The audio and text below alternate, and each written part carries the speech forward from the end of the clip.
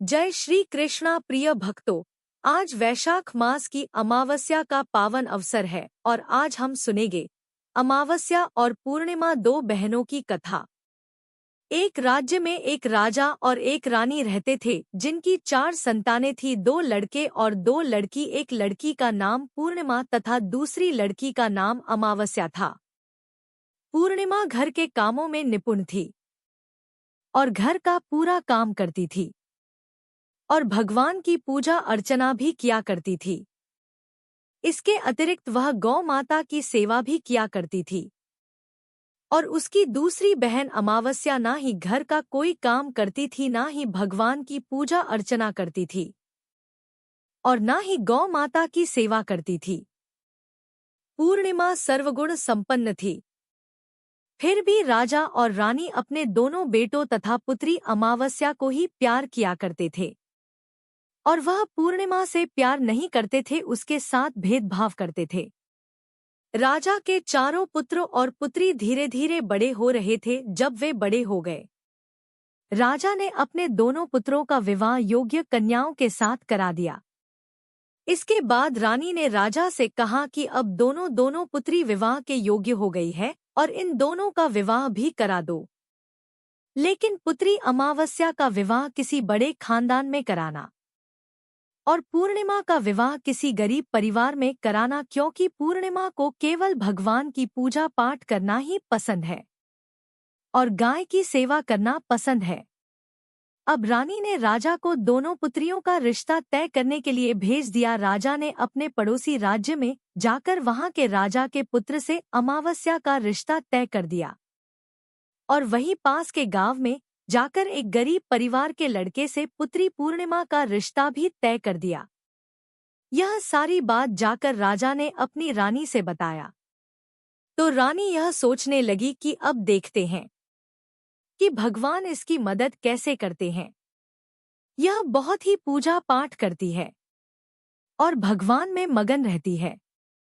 पूर्णिमा का भाई और उसकी भाभी पूर्णिमा से बहुत प्यार करते हैं, क्योंकि पूर्णिमा उनके घर के कामों में उनका साथ देती है और कामों में उनका हाथ बटाती है। और यही उनकी दूसरी बहन अमावस्या उन पर अपना रोक जमाती है और घर का कोई कार्य नहीं करती। कुछ समय बीत जाने के बाद दोनों पुत्रियों का विवाह हो जाता है। राजा और रानी की विवाह के बाद अपनी दोनों पुत्रियों को विदाई देते हैं। विदाई देते समय राजा और रानी पुत्री अमावस्या को बहुत सारा धन और दौलत देकर विदा करते हैं और पूर्णिमा को भी कुछ भी नहीं देते, खाली हाथ अपने घर से विदा करते हैं। इसके बाद दोनों बहनें अपने अपने ससुराल को चली जाती है। कुछ दिन बीत जाते हैं और एक दिन अमावस्या अपने घर पर शिव जी की कथा रखती है, जिसमें वह सभी गांव वाले को निमंत्रण देती है और अपनी बहन पूर्णिमा को नहीं बुलाती। जब गांव की सभी औरतें अमावस्या के यहाँ जाती है तो यहाँ सब दृश्य पूर्णिमा अपने घर के दरवाजे के बाहर बैठकर देख रही होती है। तब वहां से गुजर रही औरतें पूर्णिमा से कहते हैं कि तुम्हारी बहन के यहाँ शिव जी की कथा रखी है, क्या तुम नहीं चलोगी? पूर्णिमा ने कहा, मुझे निमंत्रण नहीं आया है, मैं नहीं जा सकती। सभी गांव की औरतों ने पूर्णिमा से कहा, बुलाया नहीं तो क्या हुआ, भगवान शिव की कथा है, तुम हमारे साथ चलो। गांव की सभी औरतों की बात मानकर पूर्णिमा भी उनके साथ भगवान शिव की कथा में अमावस्या के घर चली जाती है। जब अमावस्या की नज़र पूर्णिमा पर पड़ती है तो वहाँ कहती है कि तुम यहाँ कैसे चली आई, मैंने तो तुम्हें बुलाया नहीं था। खैर कोई बात नहीं, अब तुम आ ही गई हो तो चुपचाप बैठी रहना। और यह कहते हुए अमावस्या में पूर्णिमा की गरीबी का भी मजाक उड़ाया। पूर्णिमा की आंखों में आंसू आ गए और रोते रोते मन ही मन में पूर्णिमा भगवान शिव से विनती करती है, हे भगवान, क्या पूजा पाठ करना गलत है? गौ माता की सेवा करना गलत है? आखिर मेरी गलती क्या है? आप मुझ पर अपनी कृपा दृष्टि कब बनाएंगे? पूर्णिमा बार बार भगवान शिव से यही कहती रहती। इतने में शिव कथा पूरी हो जाती है और अमावस्या भगवान का प्रसाद बांटने लगती है। वह सभी लोगों को प्रसाद देती है। लेकिन पूर्णिमा को वहाँ प्रसाद नहीं देती। पूर्णिमा बिना प्रसाद के ही अपने घर लौट जाती है। रास्ते में वह यहाँ सोचते हुए चलती है कि यदि बच्चे उससे कथा का प्रसाद मांगेंगे तो वह उन्हें क्या जवाब देगी। उसने सोचा था कि वह अपने मायके अपने भाई और भौजाई के यहाँ जाएगी और वहाँ जाते हुए वहाँ बच्चों के लिए कुछ लेकर जाएगी। ऐसा सोचते हुए वहां अपने घर वापस लौट आई। घर वापस लौट कर आने के बाद वह अपने पति और बच्चों से कहती है कि वह अपने मायके जा रही है। पति ने कहा ठीक है, और कुछ समय के बाद पूर्णिमा अपने मायके के लिए रवाना हो गई। चलते चलते रास्ते में एक चबूतरा आया जिस पर तुलसी का पौधा लगा था। उस चौधरी पर एक बूढ़ी अम्मा बैठी हुई थी। वह कोई और नहीं, साक्षात तुलसी माँ थी।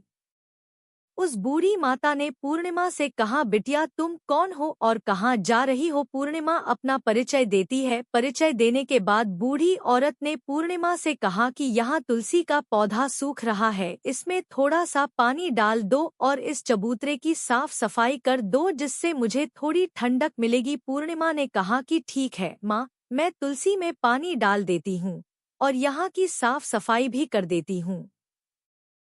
पूर्णिमा ने साफ सफाई करने के बाद बूढ़ी अम्मा को भी नहला दिया और बूढ़ी अम्मा की भी सेवा की। उनके पैर दबाए और बूढ़ी अम्मा से कहा कि माँ जी और बताइए मैं आपकी क्या सेवा करूं, और कोई काम है तो बता दीजिए मैं कर दूंगी। बूढ़ी अम्मा ने कहा कुछ नहीं, अब तुम जाओ और वापस आते समय मुझसे मिलते हुए जाना। पूर्णिमा ने बूढ़ी अम्मा से कहा ठीक है मामा जी, मैं जाती हूँ, वापस आते वक्त आपसे मिलते हुए जाऊंगी। कुछ समय आगे चलने के बाद एक शिव मंदिर आया। वहां पर उसे एक बूढ़े बाबा मिले जो मंदिर के बाहर बैठे हुए थे। वह कोई और नहीं, साक्षात भोलेनाथ थे। उन्होंने पूर्णिमा से कहा कि कहाँ जा रही हो बेटी, तुम कौन हो। तब पूर्णिमा ने अपना परिचय दिया। फिर उस बूढ़े बाबा ने पूर्णिमा से कहा, इस चबूतरे की और इस मंदिर की सफाई कर दो। तब पूर्णिमा ने मंदिर की और चबूतरे की साफ सफाई कर दी और वहां पर पूजा पाठ अर्चना भी की। और साफ सफाई पूजा अर्चना करने के बाद उन्होंने बूढ़े बाबा को भी नहला दिया और उनसे कहा कि बाबा और कोई काम हो तो बताइए। तब बूढ़े बाबा ने कहा नहीं बेटी, अब तुम जाओ और वापस आते वक्त मुझसे मिलते हुए जाना। पूर्णिमा ने कहा ठीक है बाबा, मैं जाती हूँ,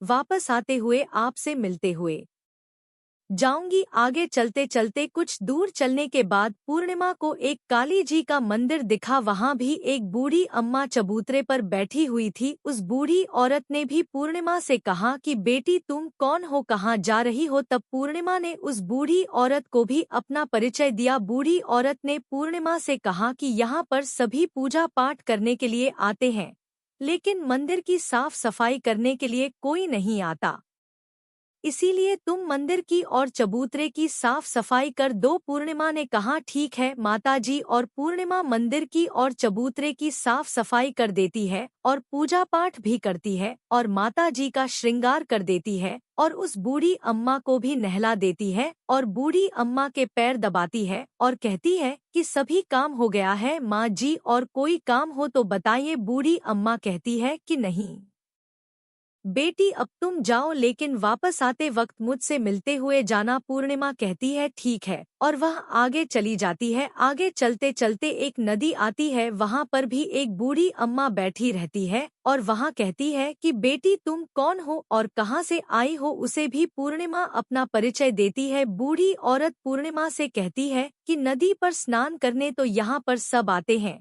लेकिन यहाँ की साफ सफाई कोई नहीं करता, इसलिए तुम इस किनारे पर साफ सफाई कर दो। पूर्णिमा कहती है ठीक है माजी, और वहाँ की साफ सफाई कर देती है और उस बूढ़ी अम्मा के पैर दबा दी है और कहती है माँ जी, और कोई काम हो तो बताइए। बूढ़ी औरत कहती है कि कुछ नहीं बेटी, तुम जाओ लेकिन वापस आते वक्त मुझसे मिलते हुए जाना। और वहाँ नाव में बैठकर नदी के दूसरे किनारे पहुँच जाती है और वहां अपने मायके के घर पहुंच जाती है। वहां पर पूर्णिमा के भाई और भाभी उसे देखकर बहुत खुश हो जाते हैं और वे पूर्णिमा की बहुत खातिरदारी करते हैं और उससे बहुत सारी बातें करते हैं और कहते हैं कि बच्चों को भी साथ में लेकर आती तो बहुत अच्छा होता। अब कुछ समय के बाद पूर्णिमा ने वापस अपने ससुराल जाने को कहा तो उसकी भाभी ने उसके लिए एक साड़ी दी और खेलों में बच्चों के लिए कपड़े और खाने पीने की कुछ चीजें रख दी और कहा कि तुम बहुत दिनों के बाद आती हो। और पूर्णिमा की भाभी ने यह थैला पूर्णिमा के हाथ में दे दिया और कहा कि जाओ और जल्दी वापस आना। इसके बाद पूर्णिमा वहां से अपने ससुराल के लिए रवाना हो गई और उसी की नदी के किनारे पहुंची और नाव में बैठकर दूसरे किनारे पर उतर गई। वहां पर उतरने के बाद वहां पर उसे वही बूढ़ी अम्मा मिली जो साक्षात गंगा मैया थी। उस बूढ़ी अम्मा ने पूर्णिमा को एक फैला दिया और कहा कि इसे तुम अपने घर जाकर ही खोलना। अब पूर्णिमा के पास बहुत पहले हो गए थे। उन्हें लेकर पूर्णिमा वहां से रवाना हुई। आगे कुछ दूर चलने पर काली माँ का मंदिर आया। वहां पर काली माँ बूढ़ी माँ के रूप में विराजमान थी। उसने कहा, आ गई बेटी पूर्णिमा। पूर्णिमा ने कहा, हाँ माजी मैं आ गई। तो काली माँ ने उसे एक फैला दिया और कहा, तुम यहाँ थैला अपने घर जाकर खोलना। अब पूर्णिमा के पास 3 थैले हो गए थे।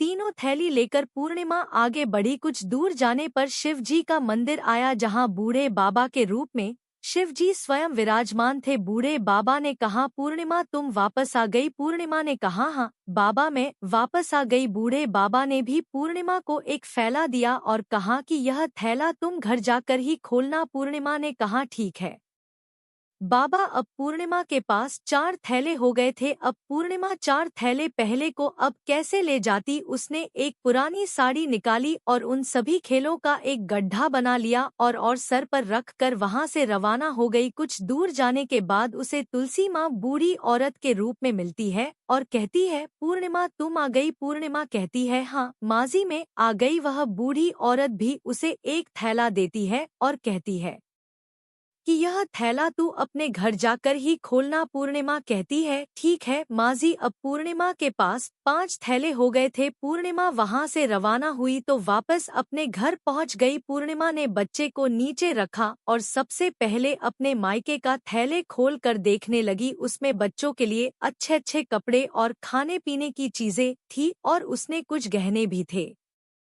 पूर्णिमा ने कपड़े अपने बच्चों को दे दिए और खाने पीने की चीजें भी बच्चों को दे दी। बच्चे यह सब पाकर बहुत खुश थे। आप पूर्णिमा ने दूसरा फैला खोला जो उसे गंगा मैया ने दिया था। उसमें ढेर सारे हीरे जवाहरात सोना चांदी आदि था। इसके बाद अब पूर्णिमा ने तीसरा थैला खोला जो उसे काली माँ ने दिया था। उसमें बहुत सारा सोना सिंगार का सामान भरा हुआ था। इसके बाद पूर्णिमा ने चौथा थैला खोला जो उसे भगवान शिव ने दिया हुआ था।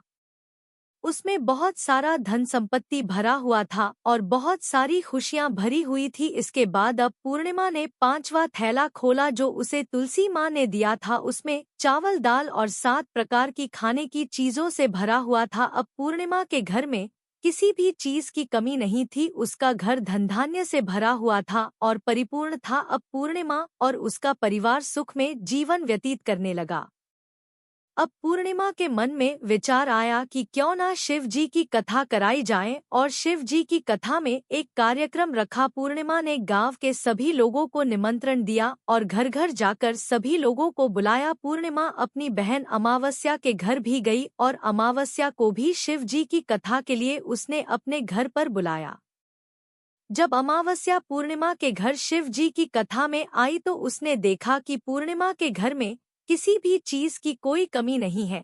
इतना सारा धन दौलत देखकर अमावस्या आश्चर्यचकित हो गई। उसने पूर्णिमा से कहा कि तुम्हारे घर में इतनी धन और दौलत कहाँ से आई। पूर्णिमा ने कहा, देखो बहन तुमने शिव जी की कथा में मुझे नहीं बुलाया था, फिर भी मैं चली आई और तुमने मुझे प्रसाद तक नहीं दिया और मेरी गरीबी का मजाक भी उड़ाया। उसके बाद मैं अपने घर आ गई और घर आते हुए मन ही मन में सोच रही थी कि अपने मायके जाऊंगी और मैं अपने मायके चली गई और जो कुछ घटना इस बीच हुई वह सभी घटना अपनी बहन अमावस्या को बताती है। तो अमावस्या कहती है कि तुम भी मुझे प्रसाद मत दो और मुझे डांट लो, लेकिन पूर्णिमा ने कहा कि यह तो भगवान का प्रसाद है, मैं तो सबको दूंगी और तुम्हें भी दूंगी। फिर भी अमावस्या ने प्रसाद नहीं लिया और वह सीधे अपने घर चली गई। घर जाकर अपने बच्चों से कहकर वहां अपने मायके जाने के लिए तैयार हो गई और मायके के लिए निकल गई। उसे भी रास्ते में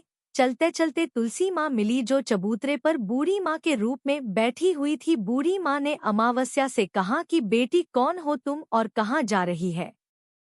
अमावस्या ने अपना परिचय दिया। बूढ़ी माँ ने कहा बेटी यह तुलसी का पौधा सूख रहा है, इसमें थोड़ा सा पानी डाल दो और इस चबूतरे की साफ सफाई कर दो। इस पर अमावस्या ने कहा बुढ़िया तुझे दिखाई नहीं दे रहा कि मैंने इतनी महंगी साड़ी पहन रखी है, यह गंदी हो जाएगी। ऐसा कहकर वहां से आगे चली गई। आगे जाने पर उसे भगवान शिव मिले जिसे भी उसने ऐसा ही कहा। उसके बाद आगे जाने पर उसे काली माँ मिली जिससे भी उसने यही सारी बातें कहीं। आगे जाने पर उसे गंगा मिले जिसे भी उसने यही सब कहा और आगे चली गई। इसके बाद अमावस्या जब नाव में बैठने लगी तो उसे नाव में फूलों की जगह कांटे भरे थे जो उसके पैरों में शुभ रहे थे। किनारे पर उतरकर वहां अपने मायके चली गई। जब वहां उसे उसकी भाभियों ने तथा भाइयों ने देखा तो मन ही मन में कहने लगे कि काम की ना काज की, 2.5 मन अनाज की अबाही गई हो तो ठीक है। पूर्णिमा तो हमारे कामों में हाथ बताती थी, यह कोई काम करेगी तो नहीं। अब उन्होंने खाना बनाया और खा पीकर सभी सो गए। अमावस्या जब सुबह उठी और अपनी भाभियों से कहा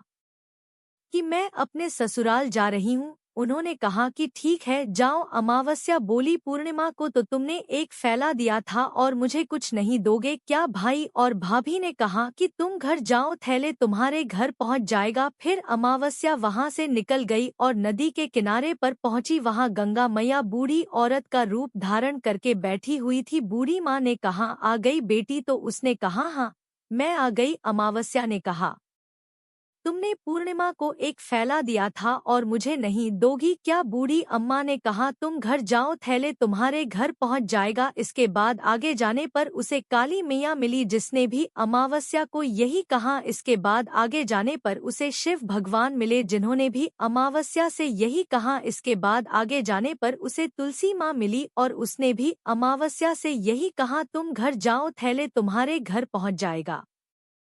अमावस्या अपने घर पहुंच गई है। आंगन में ने देखा तो वहां पर 5 थैले पड़े हुए थे। अमावस्या ने मन ही मन सोचा कि अब तो मेरे पास बहुत सारी धन और दौलत आ जाएगी। जल्दी जल्दी उसमें सभी थैले को खोला। किसी में मिट्टी थे तो किसी ने पत्थर, किसी में कंकर और किसी में कोयला। उसे मायके से भी कुछ नहीं मिला था, इन थैले में कुछ भी नहीं था। अमावस्या दौड़ती हुई पूर्णिमा के घर गई और कहती है कि तुम्हें तो इतना सब कुछ मिला, मुझे तो कुछ नहीं मिला, आखिर क्यों? तो पूर्णिमा कहती है कि जब मैं अपने मायके जाती हूँ तो अपनी भाभियों के साथ उनके कामों में हाथ बताती हूँ, उनके साथ मिलकर काम करती हूँ, लेकिन तुम ऐसा कुछ नहीं करती, उनकी इज्जत भी नहीं करती, इसीलिए वह तुम्हें भला क्या देंगे। इसके बाद तुमने गंगा मैया को ठुकरा दिया और काली माँ को भी ठुकरा दिया और भगवान शिव को भी तुमने ठुकरा दिया, इसलिए उन्होंने भी तुम्हें कुछ नहीं दिया। अमावस्या कहती है कि बहन तुम मुझे माफ कर दो, मैंने तुम पर हमेशा अत्याचार किया है,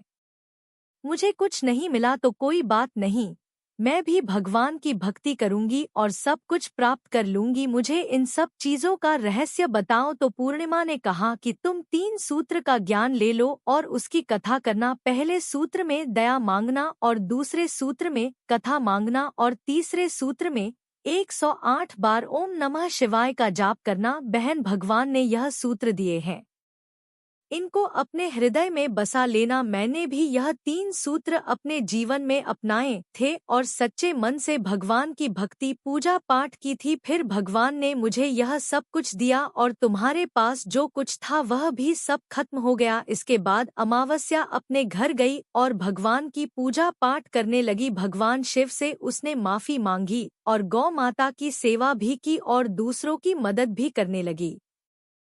यह कथा यहीं पर समाप्त होती है। अगर आपको यह कथा पसंद आई हो तो कमेंट बॉक्स में श्री कृष्णा लिखकर हमारे चैनल को सब्सक्राइब करके वीडियो को लाइक और शेयर जरूर करें।